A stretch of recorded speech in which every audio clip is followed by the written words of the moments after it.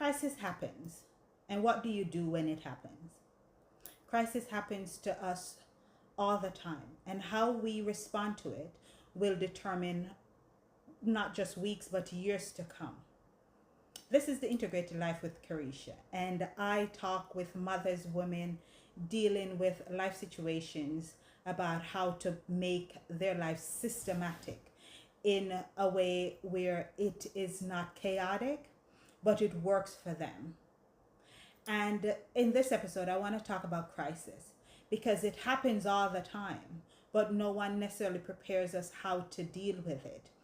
And I want to just talk about three main things that we need to do in the very first 72 hours of any given crisis that warrants a decision and warrants us to pivot from our normalcy of life. And the first one is to pause, take a holy pause and assess the situation. So when my grandmother died, it was a immediate shock because it was not expected. And then the question is, I'm here in Georgia, she's in Jamaica, funeral, I know the process because this isn't the first death. However, it isn't something that was planned for. I have children, my husband is away. How does that work with work and school drop off and all that? And that's when I would say the village. So the first step is, again, who is the people you can rely on to help you when crises occur? And this is a predetermined situation. And if you're new to this channel, I've talked about the Mother's Blueprint workbook. There's a workbook link in the description. Click on it and it talks about establishing your village. And it talks about making sure that you identify who those people are in terms of assisting you within your daily routine and who comes in to assist when you are not able to be present. So you can pause the video, click the link, and look at the village section. So that when crises occur, it will give you a space to think about your next move. Because again, crisis is not something that you're planning for. However, you must have system in place in the event that a crisis occur. So the first thing is that I'm going to call on my village. And that means for me, when my grandmother died, I knew I needed my sister to do the pickup and needed to stay at the house to do the school drop off.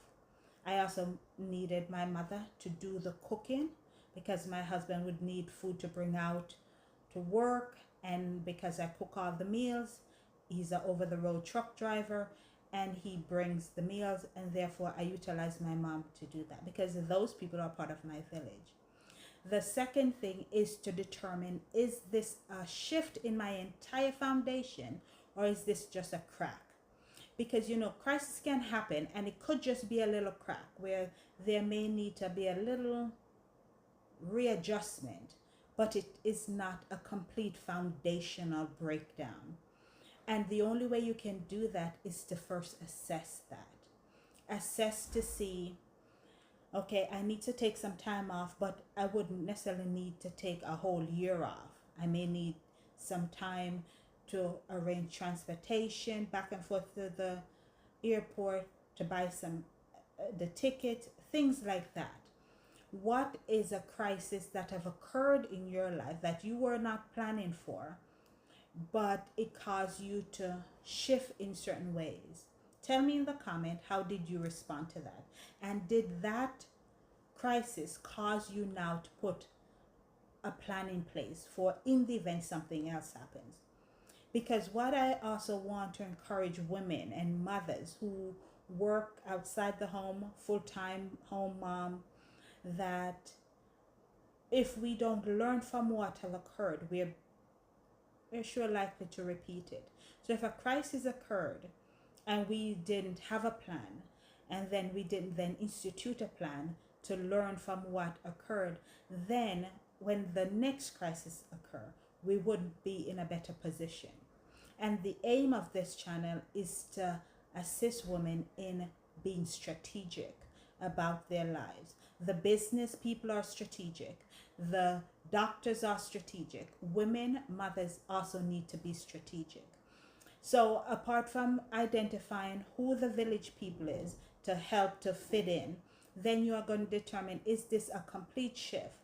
And if it is something that will not complete it overall my entire month or year, then you move forward. Then the third thing is, okay, how am I going to proceed? What am I going to do? What steps am I going to take? And I would say within the first 72 hours, once you have determined that, then when you make the decision, you will be in a better place because you have had breathing room. Because the crack in the foundation or the complete demolition of the foundation is two different things. And we cannot approach it the same way. Because in life and in life happenings, we will encounter, whether or not it's a doctor announcement of some disease or some illnesses that is not necessarily chronic, but it might be something unexpected. It may be a child's illness. It may be a death in the family. It may be a work situation where all of a sudden your job is no longer in existence and then you need to pivot. It may be a dip in the stock market and therefore your savings is diluted. It may be a conflict within your immediate family which cause a disruption. And the best way to approach any situation that is unpredictable or not foreseen in a way where, okay, it's a routine thing, is to give yourself time to think. Because in the immediate time, and when it just happens, we are flooded with all this emotion. And when we make decisions based on pure adrenaline and emotion, most of the time, it doesn't work out well. So when we give ourselves the time to breathe and to assess the situation, we are then better able to make a calculated choice. And therefore, when a situation occurs, to allow yourself that breathing, that white space, it is always going to be, in the long run, more of a benefit because you took the time to assess the complete situation.